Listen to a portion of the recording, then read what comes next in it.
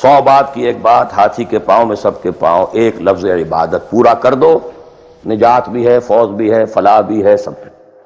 اس میں تو یہی ہے کہ آپ کامیاب ہو گئے تو جتنا آپ گڑ ڈالیں گے اتنا میٹھا ہوتا جائے گا، جتنا اور ایگزرٹ کریں گے اتنا نمبر زیادہ آتے جائیں گے، وہ پھر رشد بھی ہوگا، سعادت بھی ہوگی، فوز بھی ہوگی، فلاح بھی ہوگی، بٹ منیمم نجات۔ عبادت کے 2 اجزاء لازم، جسم کے مانند ویزیبل جز، ٹوٹل اوبیڈینس، روح کے مانند اس کی اصل اسپرٹ، اللہ کی محبت۔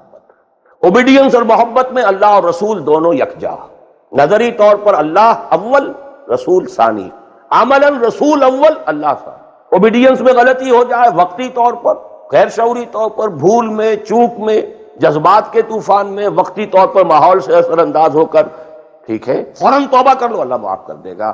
ایک گناہ بھی اگر مستقلاً جان بوجھ کر اپنی زندگی کے اندر داخل کر لیا تو یہ بگ زیرو ہے، سارا بقیہ زیرو سے ضرب کھا کر زیرو ہو جائے۔ 3 چیزیں ایکسکلوسیو اللہ کے لیے ہیں، دعا صرف اللہ، تعظیم کے لیے جو مظاہر ہیں، قنوت ہو، رکوع ہو، سجود ہو، صرف اللہ، اخلاص اور احتساب، مقصد ہو آپ کا اللہ کی رضا اور جزا بھی صرف اسی سے، یہ ایکسکلوسیو اللہ کے لیے۔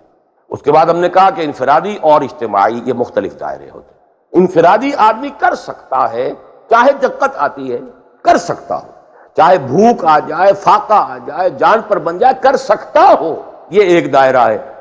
نہیں کر رہا تو ناہنجار ہے۔